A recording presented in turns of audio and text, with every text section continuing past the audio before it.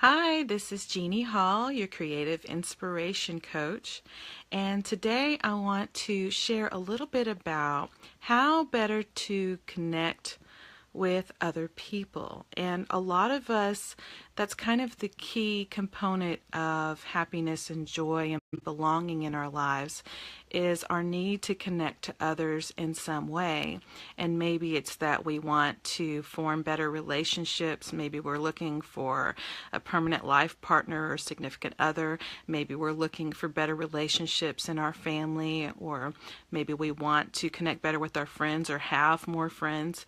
Maybe we want to have better work relationships in our professional lives. Maybe we want to make more connections and be able to network and those sorts of things. And all of that depends on our ability to connect to other people. Maybe you're a parent and you want to better connect to your child. And again, all of these come back to being able to connect with another person on a real, authentic level. And one of the best ways to do that is by being vulnerable. And I know that vulnerability, it sounds like something we want to avoid. Vulnerability is one of those terms that most of us have been raised to believe that, oh, you're not vulnerable out in the real world because people will eat you alive, right? A lot of us have kind of been raised with that kind of basic belief that you got to be careful who you're vulnerable with. But the truth of the matter is, and this is one of the famous quotes from Brene Brown, is that vulnerability is the birthplace of love, joy. It's the birthplace of creativity and innovation. And it's just so, so important. So if you're willing to be vulnerable with someone, that means you're willing to be real with them, the real you. No falsehoods, no pretense, just laying it all out there. And not to say that you're going to say things, you're not going to tell your boss your private demon issues, right? You're not going to do that, but you are going to be real with them on a level of, trust. You're going to let them know that they can trust you, that they can have confidence in you. You're going to show them that you're a hard worker. And that's really important to connect to other people. So if you're out there trying to date, for example, not going to say you're not going to put your best foot forward, but you're also going to be really real with them. You're going to be honest with what you like and what you don't like. And granted, you may be kind of stepping into the kiddie pool and kind of wading in foot by foot and toe by toe, right? Because you want to be careful, and that's okay. But whatever it is that you're sharing, you want it to be honest. Don't say you like heavy metal music if you don't, for example. That kind of thing. You're just being real. Don't pretend that you're a vegan if you're not, right? Why would you do that? And some people do that because they think that's what other people want, or they think that's what the person they're with wants, and they don't want to make waves and that kind of thing. And it's so important to be true to who you really are. And you're much more likely to find those real connections with other people and if you're human with them, if you're real with them, and just let them know, look, I'm trying to come from a place of vulnerability, and just understand that being vulnerable with people is a position of strength, not weakness.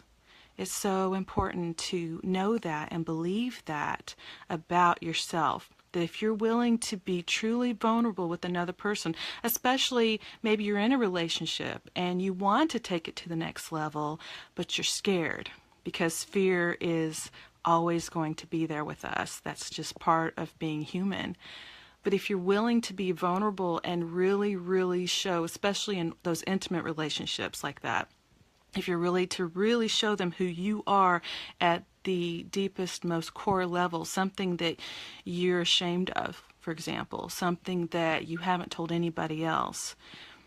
And it puts an element of trust in there. And it also allows you to be empathetic with them when they want to share with you. So if you're the one who puts it out there, it makes it much more likely that the connection that you have with them is going to be real, because you put it out there first, even though that's the scary position to be in, the vulnerable position, but it's also the strong position.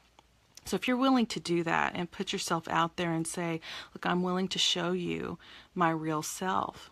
For you guys who are writers and authors out there, you're my main clientele. And I just want you to know writing can be scary because you're pouring your heart out on that piece of paper or on into your computer, and sometimes sending that out for someone else to look at and criticize and maybe reject. If you're sending it to a publishing company or an editor or even a friend to critique, that's a very scary proposition, especially if you haven't ever done that before, or you've never sent it to that person or that publisher or that editor before. It's a scary position to be in. But if you're willing to be vulnerable and you're willing to accept that, they might like it, they might not like it, but it is me. It is my guts, it is my blood, sweat, and tears, and I'm willing to be real and put it out there. Because even if it's fiction, especially if it's fiction, a lot of the time, you are pouring yourself into that manuscript. And if it's nonfiction and you're sending out things that might help other people or whatever it is that you may be writing about, as long as you're being the real you and you're willing to put that out there, it's amazing how people will respond when you're being really truthful and putting it out there as is, flaws and all, moles and all, right? Warts and all. So don't be afraid to do that, because we're all in the same boat. None of us are perfect. And trying to go out into this world and act like we are is a real good way to be disappointed and not actually get what you really want. So be able, try to put yourself out there in a real way. And even though it's difficult, and even though maybe you'll have a few negative encounters with that, if you continue to put yourself out there, you're going to find the people that you really want to be with. You're going to find your tribe. You're going to find that person that's special to you. You're going to find true friends who are real and really your friends. You're going to find the people that really love you. And I know that's scary, but that's essentially how it happens. So be willing to do that, even if you're just sticking your toe in the water at first. That's okay. Small steps still get those big results in the long run. So that's my little advice today about connecting with others. If you like that, check out the link in the description to connect to my newsletter or to like my Facebook page, Writing in Your Jammies. I hope you have a beautiful rest of your day. Thank you for joining Julie and Christina. I appreciate it so much. And everyone who's watching, I really do appreciate your support. If you like it, please like and share.